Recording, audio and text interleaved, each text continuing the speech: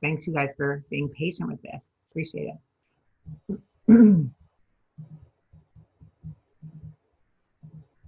All right, here we go.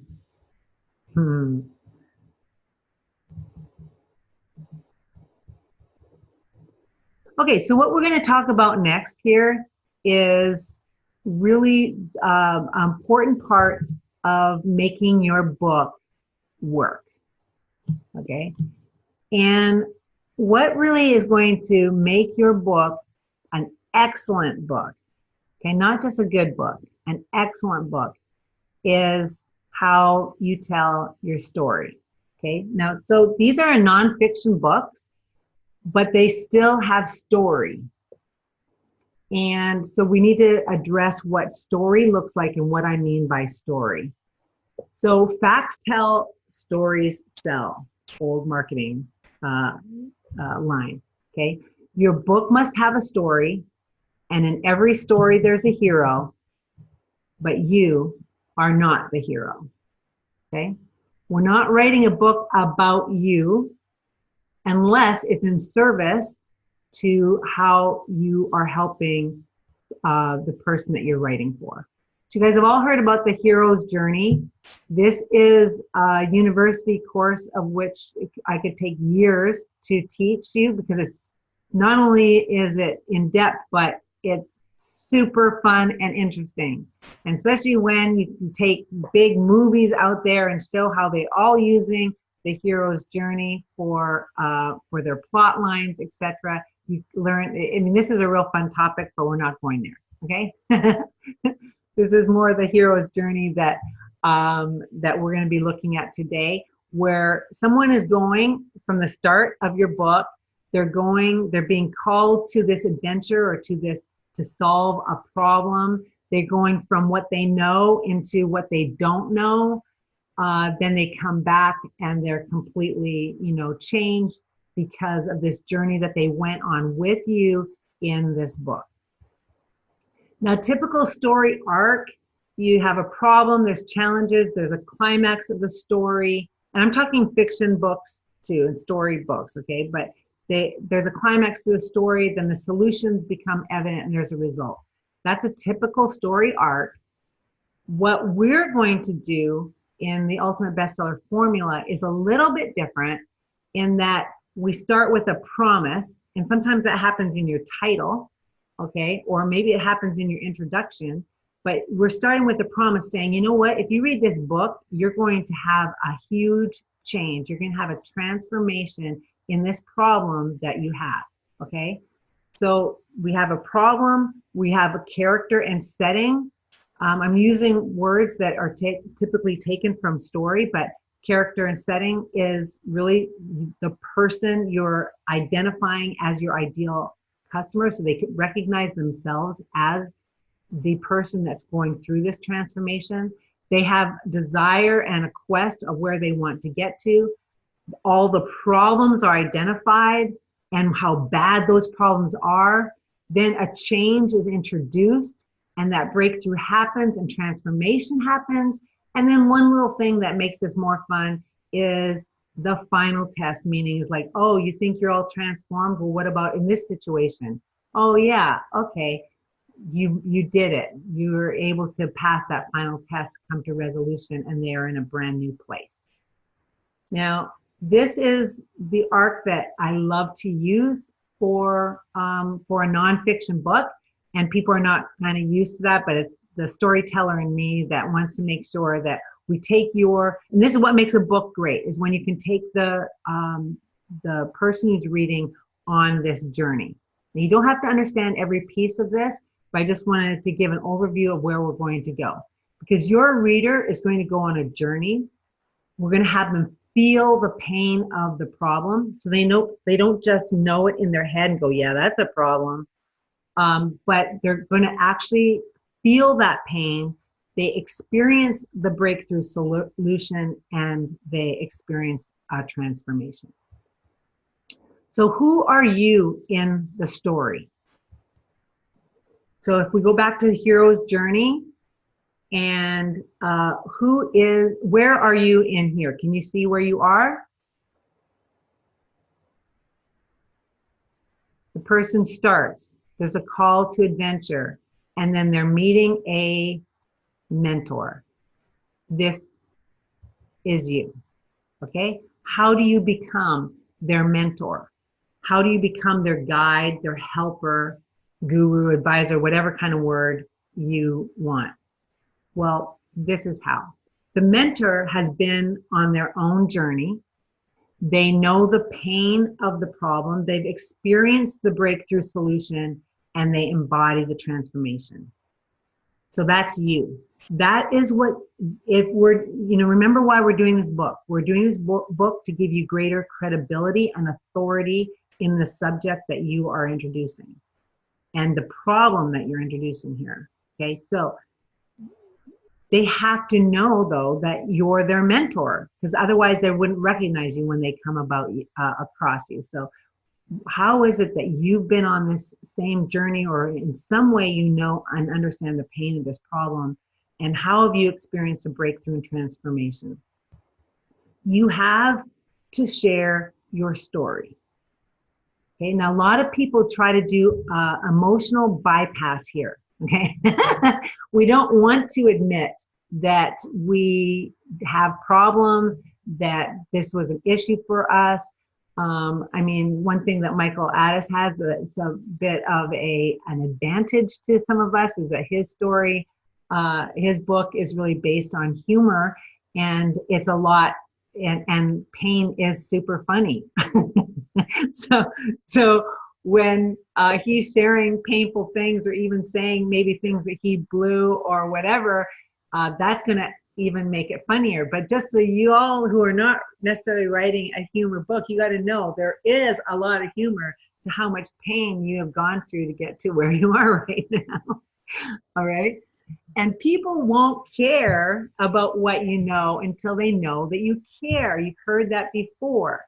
So you have to share your story. I'm not going to let you get your book out without your story in it somehow. Now, that doesn't mean you have to dedicate an entire chapter to your story, although that might work in your particular outline. That is what I did in Clean Food Diet. I have an entire chapter called My Big Why. Okay, and you can copy that chapter title if you want to, but My Big Why, like, why am I writing this book? Why am I an expert about this? Because of my own health challenges, because I've been there, and I had to admit to some things that aren't that pretty, and that is why I'm an authority on this subject. And so you are an authority on your subject. You may not have gone through it yourself. So if I think I've used this example before, but if you're writing a book about suicide, doesn't mean you actually have done that yourself, but you have some experience with it. You have a big, strong why, is why you want to write a book about that. And that is what you need to share, because when you do, you've got a customer for life. Okay? You have someone who will stick with you through thick and thin if they really get your big why. You have a mission of which you want to enroll other people in this mission. You want them to be with you, and you want them to see their own why by seeing you as their mentor as to why you did this, why you're writing this. Now, you are the hero of your own story, just not the story of the book. Okay, there's a difference. So in your own story, so for example, the one I just gave you about my book, My Big Why, I become the hero of my why because I went through all of these problems, and then I learned these things, and then I did an about face, and then I actually changed my life, changed my eating, and changed my health. Okay, hero, yay. Okay, but that's part of my story. I am not the subject of that. So I'll give you an example how it does not work. I have a person I've worked with who wrote a book, and it was also happened to be a health book. And they had their own story. The problem was, throughout the entire book, they were telling their story or pieces of their story again. And so instead of just putting it all in one place as like one reference and then moving on to like the reader and their issues, they just kept going, yeah, and how that applied to me was blah, blah, blah. And then the next subject's talking about doctors or the health system. And it's like, yeah, because when I was doing it, blah, blah, blah. And they just keep referring to themselves. Does not work. After a while, you're just like, I don't really care about your story anymore. So the very thing that could have been the reason why someone would want to work with this person became the very reason why they didn't want to, because it was all about them. So let me tell you how different that looks. So instead of him saying, oh, and that how that relates to me is like how this relates to you is completely different. It's like, so if you are in this position, then this is what you need to do. And then instead of like, and so then what I did was, and then what I did was, and then I did that. Okay, that's great for your story that's encapsulated in another way. So you can use your story and you can pepper your story throughout, but they're stories that are all encapsulated about that particular subject that you don't keep referring to and making yourself the hero of your book. You're the hero of your story, not of your book. Okay? You have many stories. You have many stories. I don't like the idea. It's like people will say, oh, you have your signature story. Yeah, you might, but that means you're speaking to the same people all the time about the same subject. Then maybe you do have one story that you're always sharing.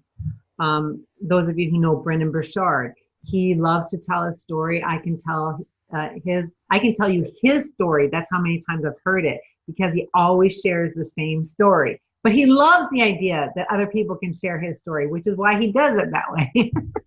Okay, but he chooses a story that encapsulates his brand.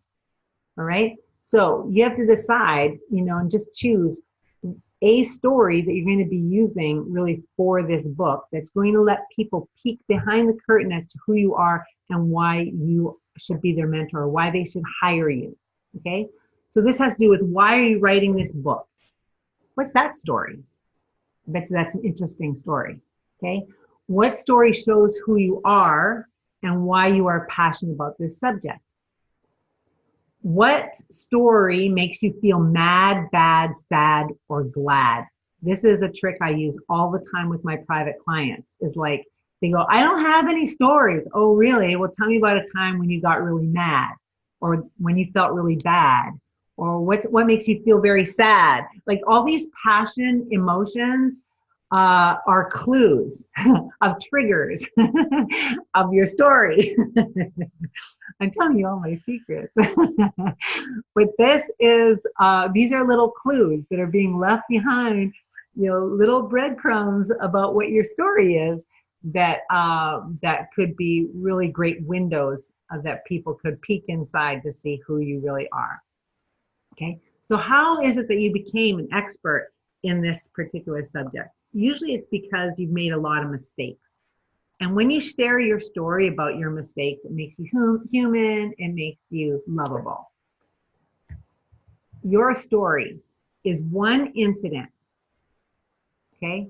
So nobody wants to read the story that starts with, I was born in 1955 on a farm in the but nobody wants to read that story. I'm sorry. The only people who care about that story is, no one. No one. All right. So this is not your biography.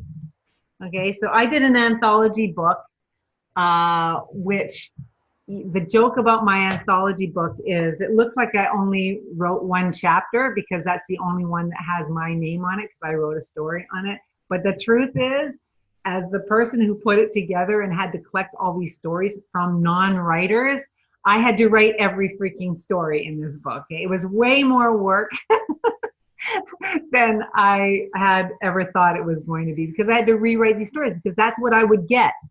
I literally would get from an author when I say, okay, I want you to share your black belt story, what it means to be a black belt to you. They go, okay, great. And they would start, I was born, da da da da da da. I was like, oh my gosh, edit everything. I had to go through 25 years of backstory that made no difference to the story, get rid of all of that, and then I could start. And sometimes I'd have to take the end of their story and put it at the beginning of the story just to make it interesting, because most people don't know how to tell a story, and it's usually not chronological. Okay. So when you're thinking about what your story is, you want to pull one piece of your story where what the problem was and what your breakthrough was and what your result was. One incident, not general. Stories are best when they're really specific. Okay. So instead of saying, let me give you an example from my own life. So one of my street cred things is that I was in a domestic violence relationship. Okay. Now I can talk about it like this, right? Yes, I was put in the hospital. I was worried for my life. I had to stay in a women's shelter. And I could tell the story like that. Okay. In these big, general, broad strokes of which has no emotional content whatsoever, you can go, oh, that's interesting, but you're not invested in me. You're not getting any peek into my life or who I am, because guess what? I'm doing an emotional bypass. I'm talking about it. I'm not telling a story. Okay. So the difference being is, telling a story like I woke up one day and the bed was on top of me and I couldn't move and I thought I was going to die. I couldn't breathe. And my baby's in the next room. And I didn't know what had happened and what was going to happen next. Okay, now I've got you. Okay, you are in my story with me. You're like, oh my gosh, what's going to happen? And then I take you through how I solved that problem and the result. And now you go, oh my gosh, she gets me. I've been in a situation like that where I thought, something terrible was going to happen. And she got through that. And so whatever she has to say, because if I'm writing a story about that, now I don't tell that story in my clean eating book. That's not the story I choose, because I got plenty of other terrible stories to share. Okay, but and it's not even about having a terrible story. That was a terrible side note to make. But the story that's going to make the most sense for why you're an expert in your subject and why it is that people should listen to you.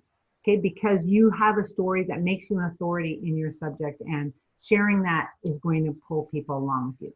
So it's one incident. Now, back to that domestic violence situation, I have several terrible stories that could get you emotionally. But I'm not going to tell them all because it's too, especially like in a book situation, it'd be like emotional overload. And now I'm going to start feeling bad for you. I don't want people to feel bad for me. I'm doing great. I lead a charmed life. My life is awesome. Why would I want you to feel bad? I just want to show you something of what I did, how I transformed it, and where I'm at now, so you know I can relate with you, okay? It's one incident. It's personal and emotional. It's honest. Please don't make up stories. And it's triumphant, where you come out and you learned your lessons and you're in a good place now, okay? I used to give talks where I would talk about some of these experiences and how I was able to gauge whether it was a good talk and I hit my mark or not was the responses that I had people come up to me afterwards and talk about, okay? If it's not triumphant and it doesn't end with, I solved this and it's done, then people come up and they go, oh, well, did you know, like, let's give another example. So if you have a story about cancer, how you beat cancer, let's say, and you get up and you share your story in a talk, if people come up afterwards and they start wanting to give you home remedies about how to like take care of cancer, then you missed the mark and you did not hit where you're triumphant and that's solved and is over. Because if they keep coming up and going, oh, you know what you could do? I know a doctor who, you didn't get there, okay? because they still think that's a problem. Now they're not even focused on how this has anything to do with them or your business or any other intention that you had with your talk. You have just left them in this place of wanting to save you because they feel sorry for you and feel bad for you. Okay, the same thing can happen in a book. You don't want them to go, oh, that person, oh, my heart really bleeds for them. No, it's like, oh, they did it. Like they're a rock star. All right, so it's got to be a triumphant story that has an end where you're the hero. All right. So let's talk about the homework for today. In our first segment, we talked about your mind map. You're going to get it all out. You have to do that this week. Okay. I want you to post your title, subtitle, and your cover look that you want, the kind of look that you want. I want you to put that up on Trello. If you don't know what that is yet, and many of you have not submitted anything, so I have no idea where you are on that level, then start Facebooking that like in the group and start getting some feedback about it. Okay. I want you to post your professional headshot on Trello. If you have not had your professional headshots done yet, you need to book that right away. If you think you have it already, then post it, and I will let you know if you have it or not.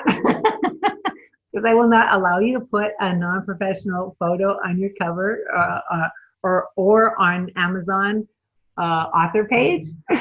So put up the one you think you're going to use, and I'll tell you whether you need to get some new photos taken or not. I'm not shy, don't worry. And then I want you to post your bio. Now you need a short bio and a long bio. And these are things that as a business person you should have already. If you do not, it's time to write it. And if you need help, no problem. Remember what the rules, if you need help, you just ask for it. And miraculous things happen. You usually get it.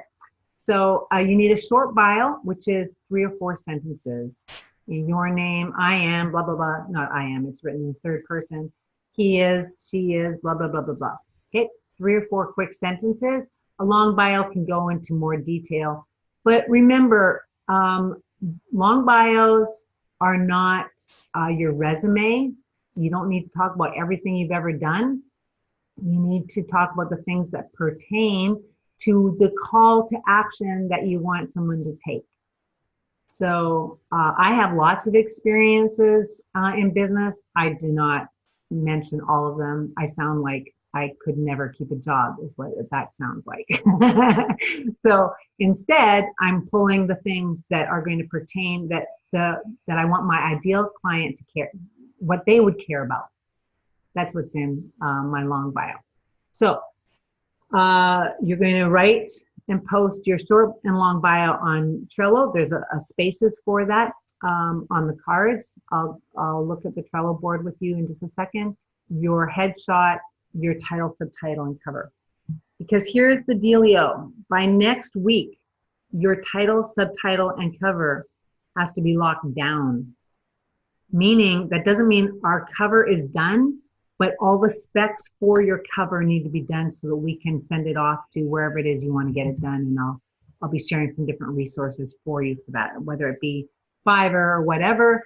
I mean, we can get this cover done for anywhere from $5 to $500, depending on how much money you want to spend. But I'll be giving you those resources later. But you have to, before you do that, you have to lock in what you want on your cover, what you want it to look like, or what kinds of things you like at least, so that we can help put that together for you. Okay? So you can unmute yourself at this point and let me know any questions you have about this segment that we just talked over, or about your homework.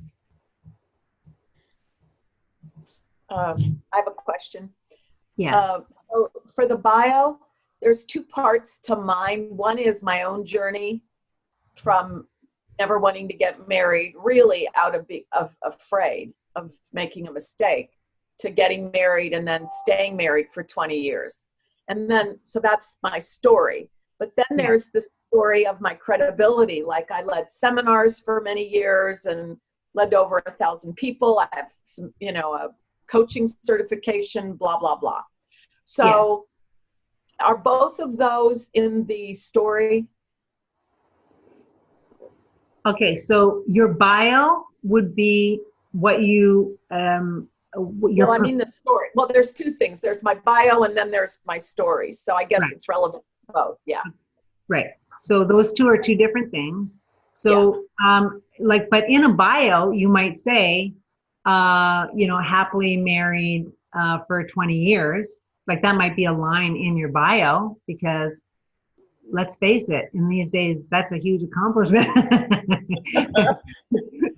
Okay, so that could be part of your sentence in your bio, no problem. But you wouldn't go into the whys and hows and all that kind of stuff. That could be more part of your story. Right. But my story can include both my journey, my own personal journey, and my credibility. That both of those are part of your story. But just remember, well, I'm going to say yes and no. You can put it in there, but let me give you an example again. So if you're telling a story about, like, I would much rather you, instead of saying talking about it again, like I was in a lousy relationship and I didn't know how to communicate and it was really bad. But then I got married to the, you know, and I really learned these things and it's all good. Okay, that is not a good story. Okay, what is a way better story is here we were arguing at the top of our lungs on the airplane. He stomped off of the airplane. I was left there. People were looking at me. I broke down in tears. The stewardess had to come over and give me cognac and, you know, whatever. Like it's like a particular incident. So if you think of it this way, the brain works in pictures and in stories and even movies. That's how the brain works. So let's appeal to our ideal customer's brain, and they're going to get involved in a story that they're able to visualize. If the story you're telling is not something that I can visualize, I'm not there with you. I'm only there with you intellectually. And then I have to judge it intellectually. Well, that was a good story. That was not a very good story. Or, oh, those are good credentials. Not very good credentials. Like, and now I'm put in a position of judgment.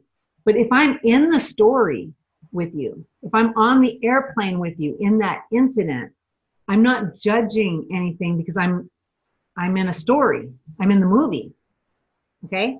So those are the best stories when you're actually in a specific incident that symbolizes the bigger point you're trying to make.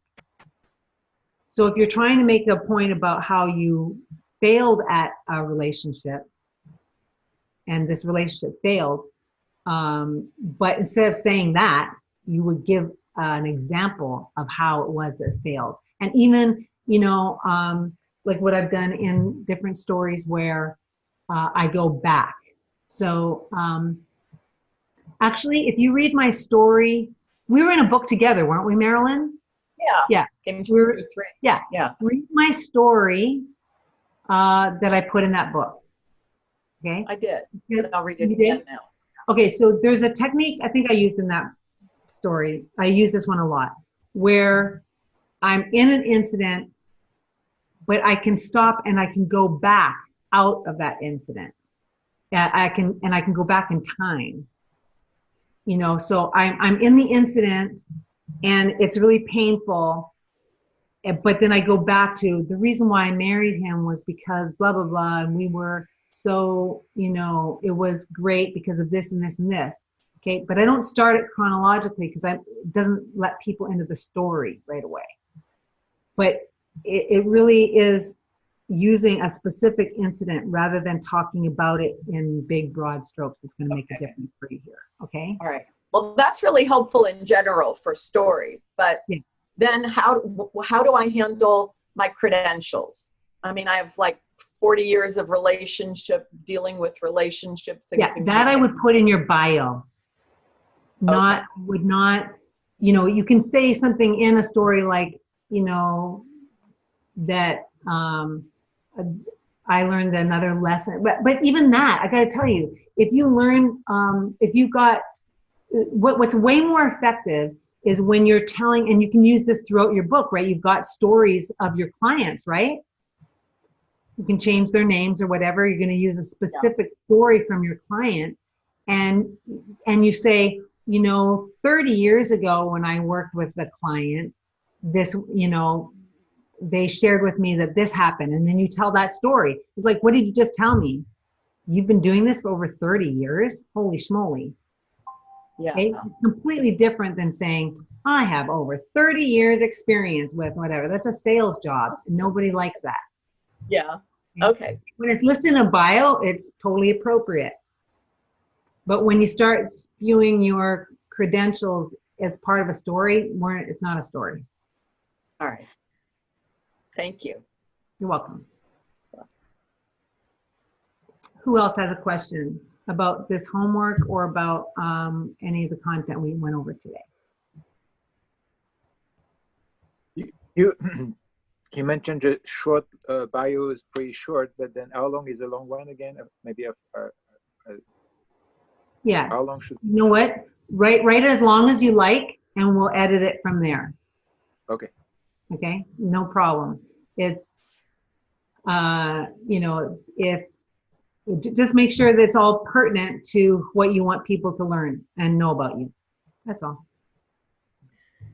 I have a question about the cover. So we're just selecting covers that are attracting to us, correct? Yes. And then, okay. Yes. Okay. I can show you an example of one that I did for a book that I'm working on. Let me see if I can find it. And I just made kind of like a collage of pictures that I like.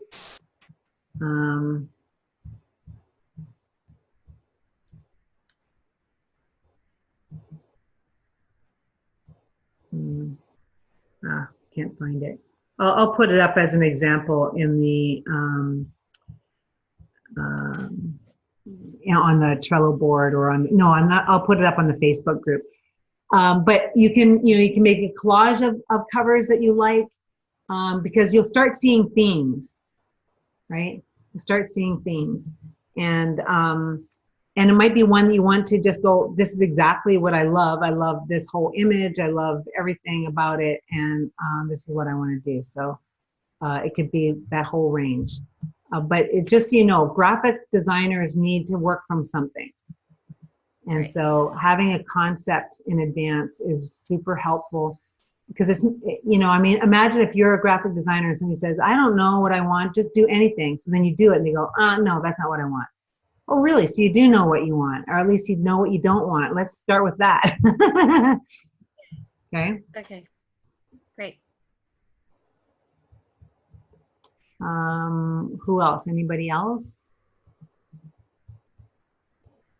I have a couple questions, but they're so specific to what I need to do that I don't think it's worth a. Let's not judge it. Let's hear it. What you got? Okay. Well, as I was going through titles, I came upon one that I liked, but it made me realize that I'm focusing on just dads telling stories to their kids. So I was saying that before it was just like stories I tell my children, but probably shouldn't. And so I thought the main title could be called "Who's Your Daddy? Stories I Tell My Children Probably Shouldn't." And then that would mean, so that would focus people on, this is who your dad is when you tell the story. And so, which I like a lot, but it would mean that I would be very specific about not bringing moms into it. But okay. As I was doing research on the book, I'll just say one last thing. As I was doing research on the book covers, I noticed there's a lot of them was moms telling stories for kids. So much mom stuff. There's just not that much dad stuff. Right. So actually what you're bringing up is really good and helpful for everyone, Michael, in that Okay. It's okay to be specific. Mm-hmm. Okay? Because it's not exclusive, right? Right. But the more specific you are, actually, the funnier it is, and right. The more niche-y it becomes, which does make it stand out more. So I think, and in your particular case, I do think stories from dads is a great thing. And even as a mom, Okay. I would read that too. It's not like, because it's not exclusive. Like I don't feel like, because it's not a, what every dad should know about blah, blah, blah. You're not saying Right. You're talking about you as the daddy, right? It's like, oops, Yeah. finding out who's the daddy. Yeah. No, Yeah, I not love that. like Yeah. Okay, good. My judge for you is always if it makes me laugh out loud, which you make me laugh out loud always. Okay, then that works. Yeah, that's true. Okay, and then the other question I had, which is again so specific, it may not help, but I won't judge, is I realized that I wanted to reach out to a lot of people as in writing this book, and I wanted to have some sort of management system. So I started looking into CRMs or way to do follow-ups on these things. And it doesn't necessarily need to be a CRM. I don't know if anybody knows what that is. It's like a contact management system. But what would you use if you knew you had to interview maybe 50 or 60 people and you wanted to manage those people and make sure your follow-up was good? Okay, so the benefit of a CRM is that you're broadcasting to your whole list, or you can segment your list and you can send out different things to different segments. They're not necessarily time management or project management at all. So I see.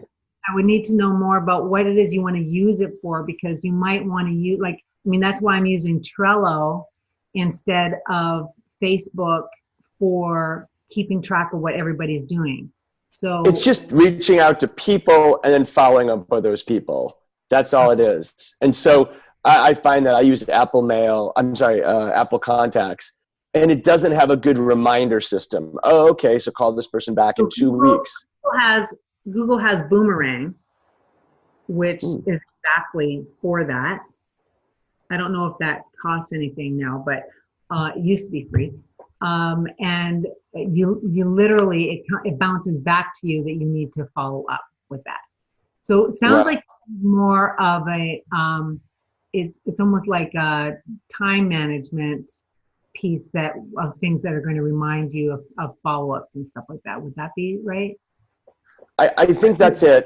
There's when you were talking about forwards, I was realizing that there's so much along the way to get the right person writing the forward. Like I know a lot of celebrities, but I would really have to follow up many, many times. And it could take months to go, oh, okay, well, here's where the book sits, and send a blast out and go, the book is about to come out. Here's a sample chapter. Would you like to write the forward? That kind of stuff. It's all just follow up. Yeah. So then it's a matter of you coming up with a system that is going to do that. Because even Boomerang will drive you crazy, because up will come an email to you saying it's time to follow up with so-and-so. Like, unless that is helpful for you, I myself would, just because of the way my brain works, I would create a folder of, forward possibilities and a different sheet in my folder for each person I'm contacting. And I just do a timestamp. And then once a week, I have forward work to do. And I set aside an hour a week to go into my folder and find out who I need to contact next, and just do that on a consistent weekly basis. On like Trello or something? Or what would you use? No, I just have just a folder on my desktop, like just of Word docs. That's, or you could use Google Docs, and you could even put it in sheets. A spreadsheet. Yeah. And because I know you use Google Docs, that's a good place as well. And then you've got, I have an hour this week, I'm going to go and you got all the sheets together, and you can hit a different tab for each person. Mm-hmm. Okay, cool. Okay. Anybody else? Okay, I just want to review with you guys the Trello board, just because we're going to start using it now, and I want to make sure you know how to use it, so you can't use confusion as your reason for not being in there and using it. Because the thing is, I can tell when you use these things. Did you know that? Like, I can tell when you post things on Facebook and when you don't. You guys are so funny. All right. So here's the Trello board. I'm not a complete loser that I have stuff that I I know did. you. Look at Marilyn go. Well, she's done this before too. Look at you go, girl. Okay, so first you've got this list here called key. And if you don't know how to use Trello or use this board, you can always go to the key where it says start here, how to use this Trello board. And it'll just go through exactly what I'm going to tell you right now. Here's your color keys. So you see how it's like this and it means not started. If it's yellow, it means it's in process. Green means it's complete. Red means it needs help. So Corinne, if this was hers, if I was Corinne and I needed help with my headshot, I would go to labels and then I would hit red, and then see she would have red on headshot. And so when I go in here every day or every couple of days, I look for all the red pieces and I go, oh my gosh, Corinne needs help with a headshot. Okay, and then I can make sure we cover that the next time we speak, or I can send her a couple of resources or whatever, okay? But that's how I know where you are. If I see that there's nothing on here, that means you haven't started anything. But let's say Corinne has an appointment with her, with a photographer to get her headshot done, okay? So then she would have, we'd take that red one off and we'd have it in process. Okay, so I know, oh, she's working on getting her headshot done. That's awesome because that's the homework this week. So she's working on it, good. Contact info, if it's got little lines like this here, that just means this card has a description. So you can just click on it and it'll say, what's your professional name, address, phone number, URL, and email address. Okay, so that then you just fill it in. You like literally fill it in. All right, so I'm going to take this color off of here right now for you, Corinne. Okay, so now it doesn't have any color. All right, so if you need help as we go through these things, remember we're not working on all of them. That's a big long list. It looks a little overwhelming. All we're going to do are the ones that are part of our homework right now. So headshot, put it in if you've got it so we can see your beautiful face. Look at that, Marilyn. And then if you've got a title, subtitle, put it in. And then right now, if you've got tentative ideas for your cover, you can attach them on there. And then eventually when it's finished, when we have that, we'll get rid of your tentative one and put in the real one. So it just becomes a good place for us to keep everything and also for us to know what hasn't been done yet so we can make sure to stay on it. Because I don't know if you've noticed, but things are going to start ramping up a little bit more each week. And in fact, 2 weeks from now, we're going to be doing our a bestseller campaign. Hello, is anybody still there? Yep. So we're heading fast, but you got to get this title handled. It's probably one of the most important things you're going to be deciding about your book. It cannot be changed after we put it up to Amazon. So we want to make sure you have a good title and subtitle, and then your cover, make sure it's something that that you really like. Sound good, you guys? Mm-hmm. Any questions about how to use Trello? Oh, just so you know, here's the modules where all your homework is. So week 2 had 2 videos. One was about title and cover, and one was about the mind mapping, Trello. So I divided those up for you so you don't have to go through both of them and what your homework was there. And so in the next day or so, I'll have today's and I'll put that up there. So it's there for your easy reference. So guys, make sure that you've got 29th of March booked to come to Santa Barbara. We'll talk about it more as we get closer, but I want you to make sure you have it blocked off in your calendar all day, 3 days. It's where we're going to actually make money with your book and turn it into lots of other products. So you're not going to want to miss that. Okay. Any other questions, guys? No? Nope. Okay, then. I'm going to assume then you guys are all good and that you know what you're doing. And if you don't, and you are too afraid to say so, you need to contact me right away. Okay. And Marilyn, I'll send you my time trade calendar. I got that as my to-do for you. Thank Anything you. else, you guys? Okay. No, that was great. Thank you. And welcome, Christina. I'm glad you're here. I'd love to meet with you one-on-one as well and just go over what you're thinking and where you're at and make sure you feel like you're not a little overwhelmed. I know starting late can do that, but we'll make sure to take care of you. Okay. Awesome. We'll book a time. Great. Okay. Thanks, you guys. Bye. Melody. Bye-bye. Bye.